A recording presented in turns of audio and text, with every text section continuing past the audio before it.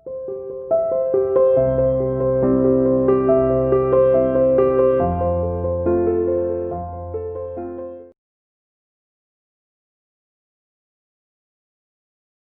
Students, welcome to CRE international school online classes class 7 subject Hindi. आज हम अपनी class में अपनी जो सप्लीमेंट्री की बुक हमने शुरू कर रखी थी उसका 3rd चैप्टर पढ़ेंगे, जिसका नाम है अम्बा और भीष्म। क्या नाम है चैप्टर का? अम्बा और भीष्म। अब आपको ये ध्यान होगा कि अम्बा कौन थी। आपको ध्यान है? नहीं ध्यान है तो सुनिए एक बार कि जो हमारे सबसे पहले जो राजा शांतनु थे, उन्होंने जो दूसरी रानी से जो विवाह किया था, सत्यवती नाम की रानी से विवाह किया था, उसके 2 पुत्र थे, चित्रागद और विचित्रवीर्य। तो विचित्रवीर्य की भी 2 रानियां थी, एक थी अंबिका और एक अंबालिका। जो अंबालिका थी वही अम्बा है, ठीक है। तो जो अंबालिका और भीष्म के बीच में जो बात हुई उसके बारे में ये चैप्टर है, ठीक है बेटा। देखिए, सत्यवती के पुत्र चित्रांगद बड़े ही वीर परंतु स्वेच्छाचारी थे। एक बार किसी गंधर्व के साथ युद्ध हुआ, उसमें वह मारे गए।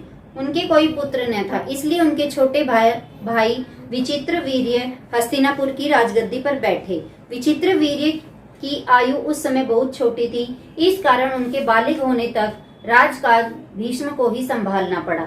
जब विचित्रवीर्य विवाह के योग्य हुए तो भीष्म को उनके विवाह की चिंता हुई। उन्हें खबर लगी कि काशीराज की कन्याओं का स्वयंवर होने वाला है। यह जानकर भीष्म बड़े खुश हुए और स्वयंवर में सम्मिलित होने के लिए काशी रवाना हो गए। देश विदेश के अनेक राजकुमार उस स्वयंवर में भाग लेने के लिए आए हुए थे।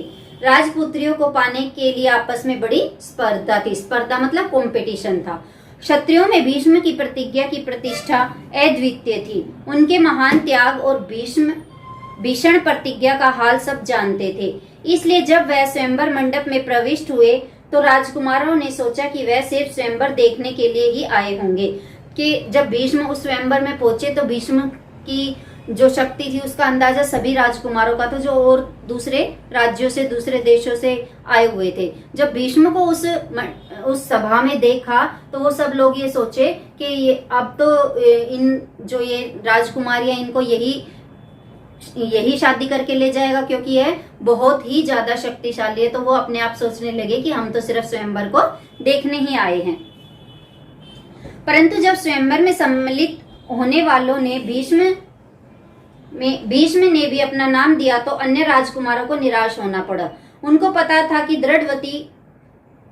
दृढ़व्रती भीष्म अपने लिए नहीं वरन अपने भाई के लिए स्वयंवर में सम्मिलित हुए हैं। सभा में खलबली मच गई। चारों ओर से भीष्म पर फब्तियां कसी जाने लगी। फब्तियां मतलब उसके ऊपर टोंट करने लगे, उसको ताने मारने लगे। माना कि भरतवंशी भीष्म बड़े बुद्धिमान और विद्वान है। स्वयंवर से इन्हें क्या मतलब, इनके प्रण का क्या हुआ, जीवन भर ब्रह्मचारी रहने की इन्होंने जो प्रतिज्ञा की थी क्या वह झूठी थी। इस बात ही सब राजकुमारों ने भीष्म की हंसी उड़ाई। यहाँ तक कि काशीराज की कन्याओं ने भी भीष्म की तरफ से दृष्टि फेर ली और उनकी अवहेलना सी करके आगे की ओर चल दी। भीष्म इस अवहेलना को सह न सके। उन्होंने सभी राजकुमारों को हराकर तीनों राजकन्याओं को बलपूर्वक रथ पर बैठा लिया और हस्तिनापुर को चल दिए।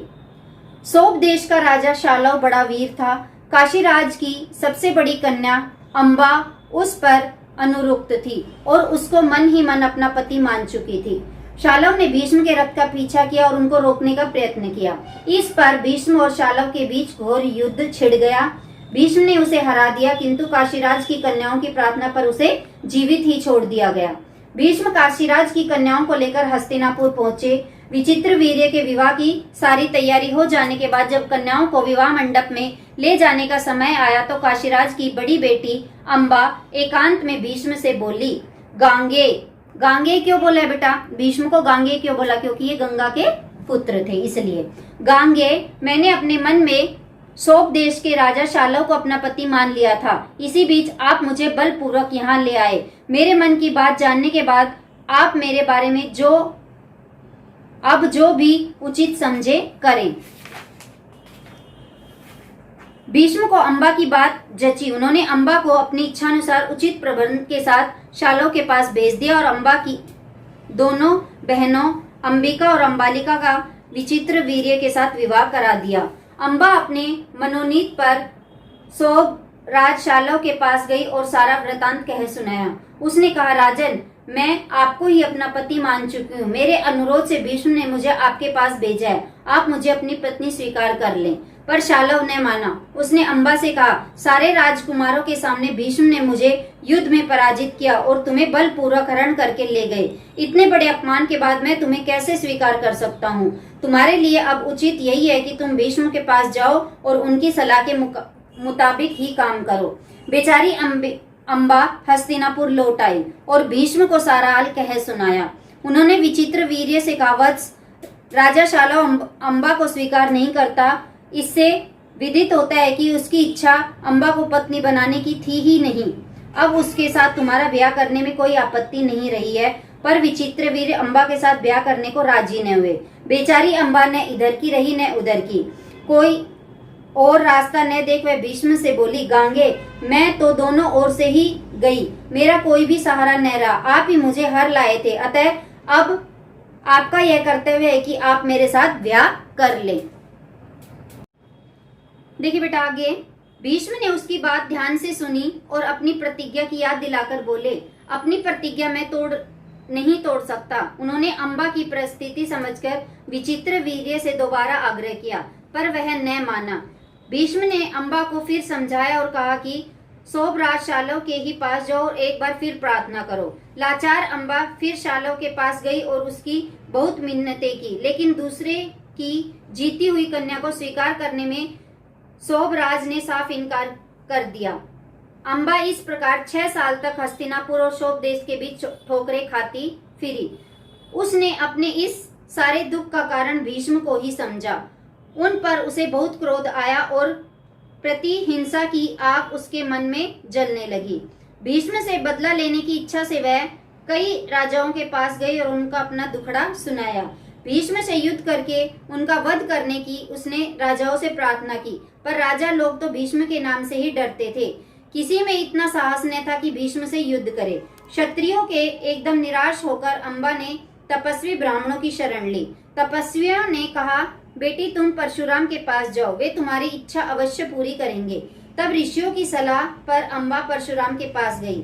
अम्बा की करुण कहानी सुनकर परशुराम का हृदय पिघल गया। उन्होंने दयार्द्र स्वर में कहा, काशीराज कन्ये, तुम मुझसे क्या चाहती हो? अम्बा ने कहा, ब्राह्मण वीर, मेरी प्रार्थना केवल यही है कि आप भीष्म से युद्ध करें। मैं आपसे भीष्म के वध की भीख मांगती हूँ। परशुराम को अम्बा की प्रार्थना पसंद आई। बड़े उत्साह के साथ वह भीष्म के पास गए और उन्हें युद्ध के लिए ललकारा। दोनों कुशल योद्धा थे और धनुष विद्या के जानकार भी। दोनों ही जितेंद्रिय और ब्रह्मचारी थे। समान योद्धाओं की टक्कर थी। कई दिनों तक युद्ध होता रहा, फिर भी हार जीत का निश्चय न हो सका। अंत में परशुराम ने हार मान ली और उन्होंने अम्बा से कहा, जो कुछ मेरे वश में था कर चुका। अब तुम्हारे लिए यही उचित है कि तुम भीष्म की ही शरण लो। पर अम्बा ऐसी बातों से कब विचलित होने वाली थी। उसने वन में जाकर फिर तपस्या शुरू की और तपोबल से स्त्री रूप छोड़कर पुरुष बन गई और उसने अपना काम शिखंडी रख लिया। जब कौरवों और पांडवों के बीच कुरुक्षेत्र के मैदान में युद्ध हुआ तो भीष्म के विरुद्ध लड़ते समय शिखंडी रथ के आगे बैठा था और अर्जुन ठीक उसके पीछे।